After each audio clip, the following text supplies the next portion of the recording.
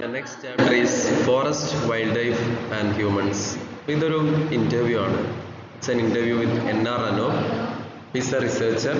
It focuses on the complex relationship between humans, forests and wildlife, particularly elephants. അപ്പോൾ humans എലഫൻസിനെ പോലെയുള്ള മൃഗങ്ങളെ എന്ത് ചെയ്യുന്നു, അവരെ ആക്രമിക്കുന്നതിനെതിരെ അവരുടെ അതിന് പകരം അവരുടെ സ്വഭാവം മനസ്സിലാക്കുക, അതുപോലെ തന്നെ ഫോറസ്റ്റ് ഏരിയാസിന് ചുറ്റുമുള്ള ആളുകൾക്ക് അവിടെ ജോലി കൊടുക്കുക എന്നുള്ള ആ ഒരു അതിൻ്റെ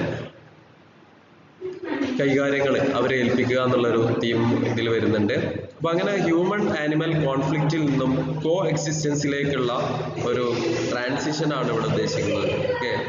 അതായത് കോൺഫ്ലിക്റ്റ് എന്ന് പറഞ്ഞാൽ ശരിക്കും ഏറ്റുമുട്ടൽ എന്നുള്ള ഒരു മീനിങ് ആണ്. അത് കോ എക്സിസ്റ്റൻസ്, അതായത് അവരും ഈ ഒരു ഹാബിറ്റാറ്റിന്റെ ഭാഗമാണ് അല്ലെങ്കിൽ എക്കോസിസ്റ്റത്തിന്റെ ഭാഗമാണ് എന്നുള്ള രീതിയിൽ he argues for a shift in perspective from human animal conflict into coexistence. അപ്പോൾ ഇതിലെ മെയിൻ തീമായിട്ട് വരുന്നത് ട്രാൻസിഷൻ ഫ്രം കോൺഫ്ലിക്റ്റ് ടു കോഎക്സിസ്റ്റൻസ് എന്നുള്ളവർ. കാരണം അവരെന്ത് ചെയ്യുക, അവരെ ഏറ്റുമുട്ടലിൽ നിന്ന് മാറ്റിക്കൊണ്ട് സഹവർത്തിത്വത്തിലേക്ക് നയിക്കുക എന്നുള്ളത്. Not all interactions are negative. Long-term human survival depends on harmonious ecosystem. അതായത് മനുഷ്യന് മൃഗങ്ങളെയും ആവശ്യമാണ് ആൻഡ് വൈസ് വേഴ്സ. മൃഗങ്ങൾക്ക് മനുഷ്യനെയും ആവശ്യമാണ്. സോ അവരുടെ ബിഹേവിയേഴ്സ് മനസ്സിലാക്കിക്കൊണ്ട് ബുദ്ധിയുള്ള മനുഷ്യന് എന്ത് ചെയ്യണം, അവരെ പരസ്പരം കോൺഫ്ലിക്റ്റ് വരുത്താതെ ഒരു നല്ല രീതിയിലുള്ള ഒരു എക്കോസിസ്റ്റം ബിൽഡ് ചെയ്യുക എന്നുള്ളത്. ഇൻ വയനാടിനെയാണ് ഇത് മെയിനായിട്ട് ഫോക്കസ് ചെയ്യുന്നത്. More elephants invade to human habitat because. അപ്പം കൂടുതൽ എലഫൻസ് ഈ ഒരു ഹ്യൂമൻ ഹാബിറ്റാറ്റിലേക്ക് വരുന്ന reason because large scale migration from Travancore to Malabar. അതായത് ഇൻഡിപെൻഡൻസിന് ശേഷം ട്രാവൻകൂറിൽ നിന്ന് മലബാറിലേക്ക് നല്ല രീതിയിലുള്ള മൈഗ്രേഷൻ നടന്നു. അതുകൊണ്ട് തന്നെ ഇവരുടെ ഹാബിറ്റാറ്റ് മനുഷ്യൻ എന്ത് ചെയ്തു, ഇൻവേഡ് ചെയ്തു, അല്ലെങ്കിൽ അത് അതിക്രമിച്ചു, അവിടെ കീഴടക്കിക്കൊണ്ട് അവിടെ സെറ്റിൽമെന്റ് ഉണ്ടാക്കി എന്നുള്ളതിൻ്റെ റീസൺ ആണ് അവരുടെ ഹാബിറ്റാറ്റ് കീഴടക്കിയപ്പോൾ. Then let's look at the next slide. This led to the conversion of forest and traditional elephants pathways into agricultural land. അപ്പോൾ ഇതെന്താണ്, അവരുടെ ഫോറസ്റ്റുകൾ കൈക്കടത്തിയപ്പോൾ ആളുകൾ അഗ്രികൾച്ചറൽ ലാൻഡാക്കി മാറ്റുകയും സിവിയർലി ഫ്രാഗ്മെന്റിങ് ദെയർ ഹാബിറ്റാറ്റ്, അവരുടെ ഹാബിറ്റാറ്റ് ആവാസ വ്യവസ്ഥകളും അതുപോലെ തന്നെ എക്കോസിസ്റ്റം ഒക്കെ നഷ്ടപ്പെട്ടു.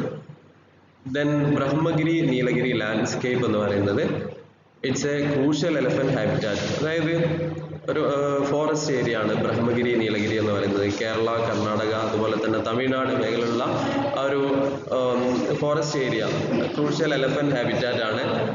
And the world's largest population of Asian elephants, അതായത് ഏഷ്യൻ എലഫൻസ് ഏറ്റവും കൂടുതലുള്ള ഒരു പ്രദേശം കൂടിയാണ്. Elephants have large home ranges and undertake seasonal migrations. അപ്പോൾ എലഫൻസ് എന്ത് ചെയ്യും, അവരുടെ സീസൺ ആകുമ്പോൾ മൈഗ്രേറ്റ് ചെയ്യും. They are often drawn to human settlement not due to lack of forest food. അപ്പോൾ അവർക്ക് ഫുഡിന്റെ ഒരു അഭാവം കൊണ്ടല്ല, but preference for nutritious crops like rice, jackfruits and mangoes. അവർക്ക് ജാക്ക് ഫ്രൂട്ട്സ്, മാംഗോസ് ഇതൊക്കെ കഴിക്കാൻ വേണ്ടി. അനൂപ് ഓപ്പോസിസ് കളിങ്, അതായത് എന്ത് ചെയ്യുക, മൃഗങ്ങളിൽ തന്നെ അവരെ വേർതിരിച്ചിട്ട് അവരെ കില്ല് ചെയ്യുക എന്നുള്ള ആ ഒരു ഇതിനെ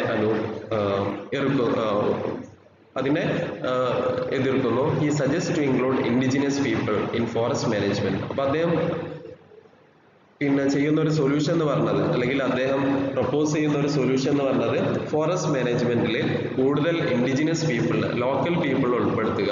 അപ്പൊ അതുകൊണ്ട് തന്നെ പ്രാദേശികമായിട്ടുള്ള ആളുകളെ ഉൾപ്പെടുത്തുമ്പം അവർക്ക് കൂടുതൽ നോളജ് ഉണ്ടാവും ആ ഒരു നാടിനെ കുറിച്ച്, because they have deep knowledge about forest. So next last slide. Most elephants in March May month have moved from arid zones like Mysore plateau to the relatively greener water rich Wayanad. അതായത് മൈസൂരിൽ നിന്നും വയനാട്ടിലേക്ക് ഈ വേനൽ മാസങ്ങളിൽ March May മാസങ്ങളിൽ എന്ത് ചെയ്യുന്നു, കൂടുതൽ എലഫൻസ് അവിടെ നിന്നിട്ട് വരുന്നു. കാരണം വയനാട്ടിലുള്ള ഒരു സോയിലിന്റെ ഒരു മോയ്സ്ചർ, അതുപോലെ റിലേറ്റീവ്ലി വെറ്റ് ആയിട്ടുള്ള ഒരു അറ്റ്മോസ്ഫിയർ, അപ്പൊ അതിൽ രക്ഷ നേടാൻ വേണ്ടി വയനാട്ടിലേക്ക് വരുന്നു എന്നുള്ളത്. സോ ഇതിനൊക്കെ ഒരു പ്രിക്കോഷൻ ഒരു കോൺഫ്ലിക്റ്റിൽ നിന്നും കോ എക്സിസ്റ്റൻസിലേക്ക് നയിക്കുക എന്നുള്ള ഒരു പ്രിക്കോഷൻ നമ്മൾ എടുക്കണം എന്നാണ് പറഞ്ഞത്. So the climate has also role in human and animal lives. ക്ലൈമറ്റിനും ഇതിൽ റോളുണ്ട്. Monsoon rains dictate the agricultural cycles. Monsoon rains നമ്മളെ എന്ത് ചെയ്യും, അഗ്രികൾച്ചറിനെ ഇമ്പാക്ട് ചെയ്യുന്നു, കൃഷിയെ ഇമ്പാക്ട് ചെയ്യുന്നു. He suggests to understand animal behavior which reduces risk of conflict. അപ്പോൾ അങ്ങനെ ആനിമൽ ബിഹേവിയേഴ്സ് നന്നായിട്ട് മനസ്സിലാക്കുക എന്നുള്ളതും ഒരു സൊല്യൂഷനാണ്. ബെറ്റർ ലാൻഡ് യൂസ് പ്ലാനിങ്, അതുപോലെ തന്നെ ഭൂമി എന്ത് ചെയ്യാം, നല്ല രീതിയിൽ പ്ലാൻ ചെയ്തുകൊണ്ട് ഉപയോഗിക്കാം. കമ്മ്യൂണിറ്റി ബേസ്ഡ് ഫോറസ്റ്റ് മാനേജ്മെന്റ്, അതുപോലെ അണ്ടർസ്റ്റാൻഡിങ് ഷെയർഡ് എക്കോസിസ്റ്റം. അതായത് ഈ എക്കോസിസ്റ്റം എന്ന് പറയുന്നത് മനുഷ്യന് മാത്രമുള്ളതല്ല, മൃഗങ്ങൾക്ക് കൂടി അവകാശപ്പെട്ടതാണ് എന്നുള്ളൊരു ബോധത്തിൽ നമ്മൾ എന്ത് ചെയ്യാം, ഒരു ബാലൻസ് കൊണ്ടുവരാം. And inclusion of native people in forest management are few remedies ഈ സജസ്റ്റഡ്. അപ്പൊ അങ്ങനെ എന്ത് ചെയ്യണം, ഈ ഫോറസ്റ്റ് മാനേജ്മെന്റിൽ നേറ്റീവ് പീപ്പിളിനെ ഉൾപ്പെടുത്തിക്കൊണ്ടുള്ള ഒരു സംവിധാനമായിരിക്കണം എന്നുള്ളതാണ് സൊല്യൂഷൻസ് എന്ന് പറയുന്നത്. So this is all about forest, wild life and humans.